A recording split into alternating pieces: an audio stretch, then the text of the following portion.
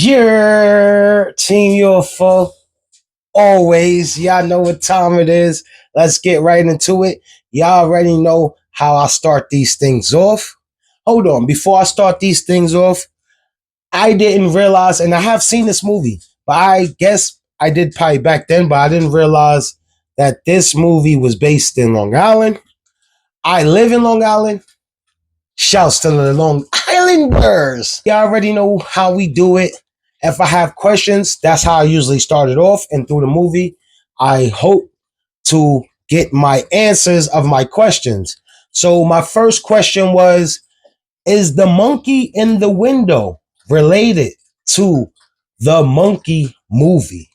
Does the book Death of a Salesman has anything or any relation through this movie or throughout the series, basically? It seemed like they focused on that book a little bit more. But yes, it was other books, but I happen to really focus on that one. Question 3.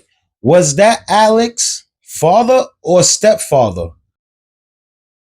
Because when the mother's husband said something about the tag being ripped off, when Alex told her, it's good luck, just in case the plane crash, you'll know who bag it is. The mother still ripped it off, said that was silly. And the guy, he said, his got ripped off, and look at him now. He's safe and he's back, so there's no bad juju behind it. But when he did say that, Alex looked at him like, huh, and gave like a shrug, like, that's not a good thing that he did survive. So I'm not sure if that's his step pops or his real father.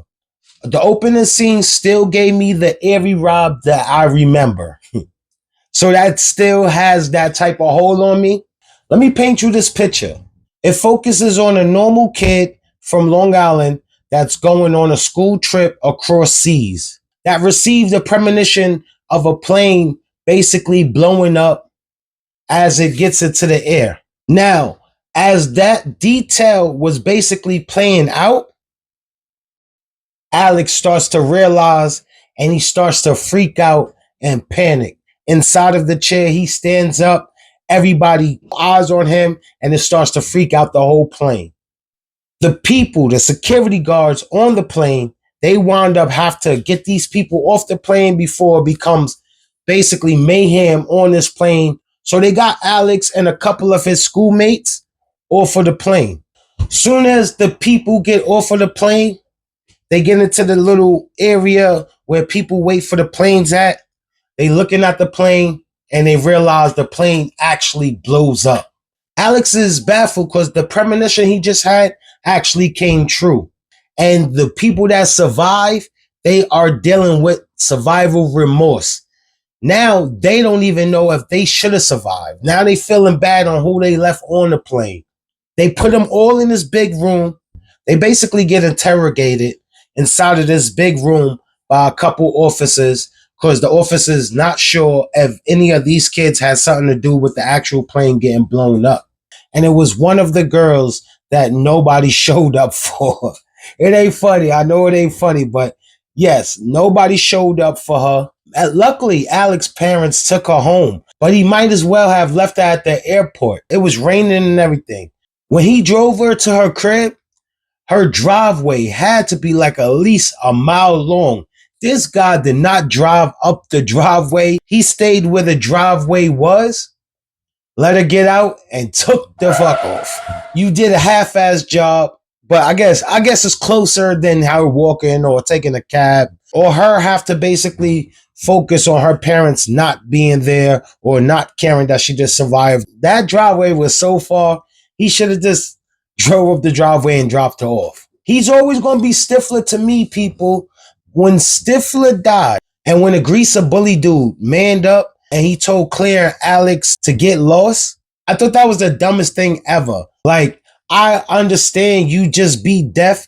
How are you trying to separate from the person that's getting these premonitions? He has the plan. I know he might want to stay there and talk to the cops and let them know what just happened. He's a better man than me, people. I'm not sure if he wanted to prove that he wasn't scared. Not me, ever. I'm going with the guy that got the plan.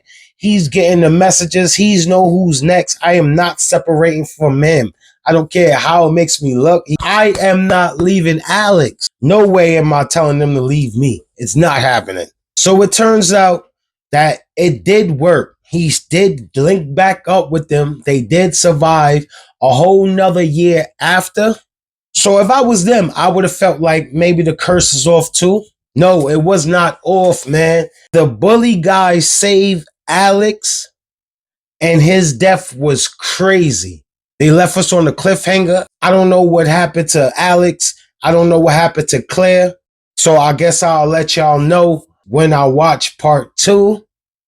If y'all like this review, definitely click them buttons. All the buttons y'all could click. I want y'all to go crazy on it. Shout out to the cameo of Candyman. Candyman is my top 5 scariest movies. I feel like that's one of the craziest horror movies. So underappreciated. It should be at the top of these horror movies, especially the classics. With that being said, it's Team UFO all day, and I'm out of here.